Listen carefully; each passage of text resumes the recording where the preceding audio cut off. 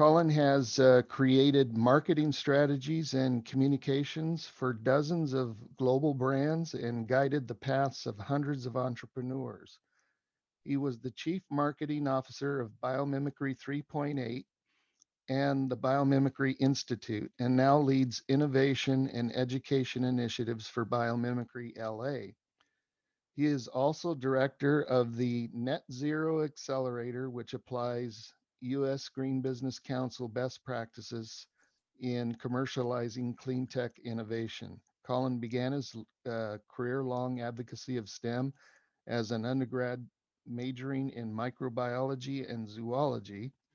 With an MBA from Liverpool, he lectures at UCLA, USC, and Loyola Marymount, and as a visiting faculty at the Reutlingen University. Well, I probably messed that up. In Germany. So Colin has also been active in the GreenSTEM Summit for quite a few years. So thank you for being here today, Colin. Thank you, Michael. Yeah, I think this is my 4th year. How many years have there been? This is the 6th. Okay. So yeah, you're doing great. Yeah, no, I really enjoyed it. I'm sorry we can't all get together. That was a big highlight to come out to Santa Clarita and walk the campus. But here we are. And also, Michael, you and I have worked together on biomimicry projects. And so I'll show this. We were talking about spiders and how spiders move, and it's basically hydraulics. Spiders don't move purely by musculature, but they actually move fluids into their legs that helps them work. So this is obviously not a real spider, but it is an example of stuff. I'm just going to grab some things around my office today as artifacts. When we talk about biomimicry, we often use natural artifacts to talk about things. So I'm going to do that. I'm going to begin with an unnatural artifact, which is this Lego building, which I do love, the innovation just in figuring these things out. And this is, in fact, from Star Wars, Michael.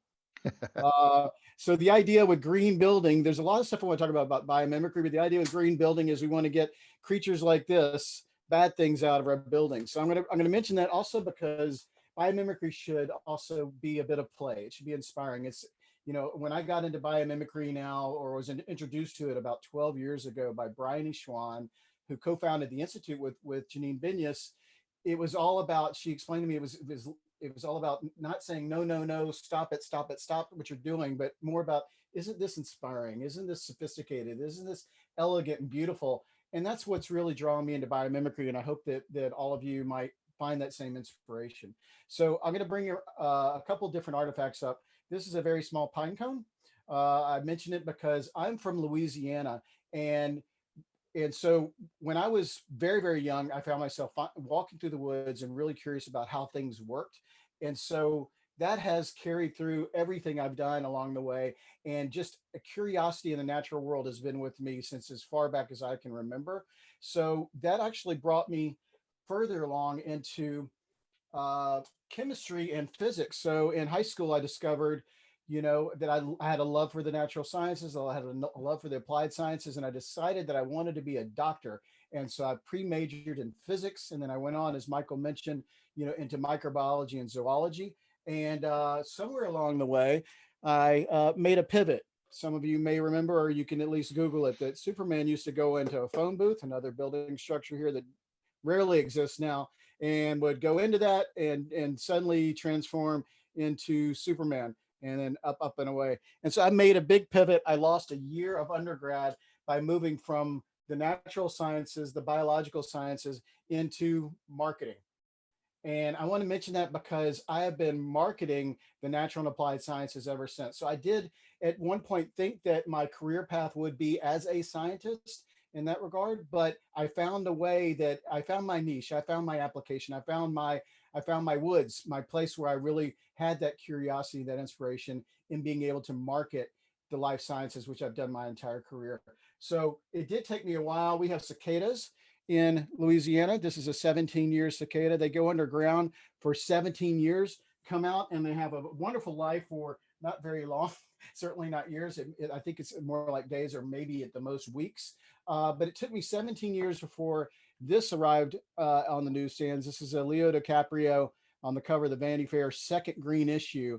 And that really turned the corner for me to say, I really just want to be in green. I want to apply what I had learned in STEM, what I had been doing professionally, even with creating ads like this and branding and marketing advertising. This reads, does your medical imaging infrastructure expand as naturally as your patients do? And I made this in probably 2002 or three, before I even knew the word biomimicry.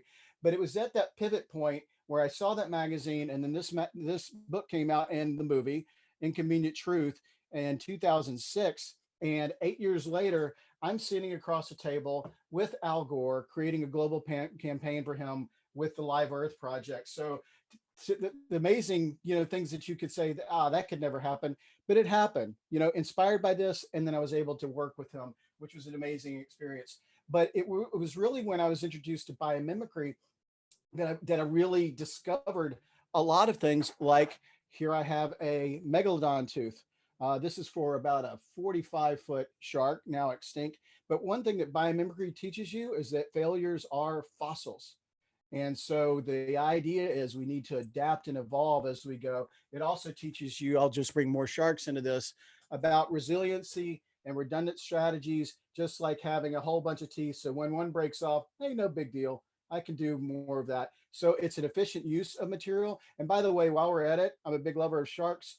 400 million years these guys have been around. Might be something to learn from them. Humans that look like you and me, about 200,000 years.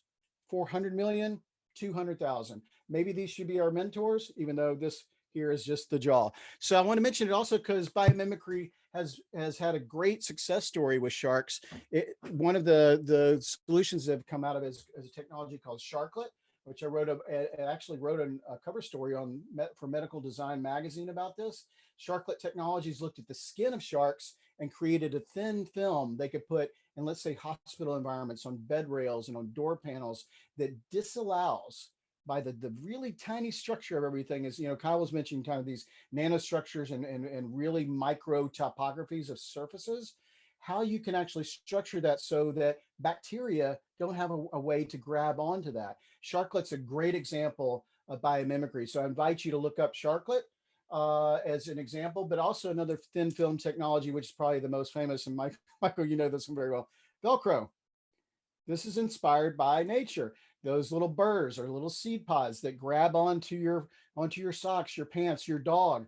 A Swiss, engineer actually discovered Velcro by saying, "Hey, how does that little seed hook on?" And it's a hook and loop fastener mechanism. So it's a great example of biomimicry. It's also, I've cut this one specifically to be 3.8 inches long. So I want you to remember that 3.8. 3.8 is how many billions of years life has been on Earth. So life has tried a lot of different things, a lot of innovation, because you have to adapt and evolve. You have to innovate to survive and thrive. So there's a lot of research and development out there that can help us learn. And Velcro was an example of this. If any of you speak French, by the way, it's velour crochet, velvet hook, because that's where the name Velcro came from. But it's a great example of biomimicry, and I'll just pull it apart and put it right over here. So also I want to talk about that relative to, it's a zero energy process. So as it mentioned in the track here, I'm the director of the Net Zero Accelerator for the US Green Building Council. And so we look at how we do net zero water, net zero waste, net zero energy, and net zero carbon. And so what that means is, how do we actually, consume the same or less than we actually create and generate? And an example of that is Velcro in some ways, because it's a no energy, or at least a low energy process. An animal walks by, brushes up against that bush, carries that seed out to wherever that animal ends up, and wherever that seed falls off, the plant just sits there. No energy at all to distribute that seed far away, because that animal does the work for it. So that's an example of it, not as key to, let's say, the built environment, but it is an example of a low energy process. Another example is what we've done in the LA River. We created a project where we looked at what's abundant. Water flow could actually be used to help spin things, plastic pollution and textiles and others in the water, to where we can more easily get them out of the water so they don't get into the ocean. And so we created a project with Pack Scientific and a bunch of amazing people including Algalita and Five Gyres in LA. And the idea was all based upon how camels breathe. Camel nostrils create centripetal force that spins debris, particulate matter, so that they can actually filter that so it doesn't get into their lungs, and so that they so that they actually breathe out humid air, or they keep humidity inside them. So Michael, I have 5 minutes, or we have 10 minutes? There's 5 minutes left, so I got too excited. yeah, so there are some questions Let's do for it. you. I had so many things to show. I guess I get Yeah, I really appreciate that. I learned a lot myself here. So, great. the first question is, how did you know you found the right career path? I will tell you that you're in a perfect position, because we did not talk about purpose driven, values driven, finding your fulfillment, trusting your gut when I was in school and coming out of school. How did I know? I also have an artifact here. It's a sailboat. I tacked back and forth a little bit, still seeing a kind of something in the distance I wanted to go toward. But honestly, I looked at how I felt about it. A lot of gut instinct and saying, does this feel right? Does this seem right? And really checking it. And your gut isn't always going to be the best barometer. It's not always going to be the best measure. But I would really, especially at this early stage of your career, look at two different things. One is polarity of how you feel about things. If you're angry and frustrated, actually, that may be a good thing. Frustrated about something you want to solve in innovation, go towards that. If no one else is solving that, go after it. I'm frustrated this isn't fixed. And then also just happiness and fulfillment. A lot of how I found I knew this was my path was it just felt right. I wanted to get out of bed early in the morning. I like the people I work with. So I would trust those instincts. Very good. Another question here. Uh, how do you think non-STEM skills have helped you at your job? Immensely. I think, look, I'm obviously most of my career has been in marketing, the sciences. I've actually done a lot of STEM work, and with nonprofits, et cetera, specifically on creating STEM education. But the ability to communicate the value of these things is of the utmost importance. So I think that no matter what path you go on, especially if you go down a heavily engineering path or scientific path, being able to express the value of your work to someone who may not understand anything you're talking about to start, just make sure that you're able to speak, I would say on that level. And sometimes that level may be beneath you or maybe above you, but being able to express to someone who doesn't understand your work is really valuable for advancing your work. So a non-STEM skill would be communication. Awesome, awesome. Thank you very much, Colin. I agree wholeheartedly. As I tell my employees, the technical skills are foundational, but the communication skills are the difference makers, and that'll help you in performing in your job. Is having the right interpersonal skills to go along with those technical skills. So, thanks again, Colin. Appreciate you being here today. I wish it could have been in person, but it is what it is for It is now. what But it is. We adapt and evolve. yes. All right. Thanks a lot.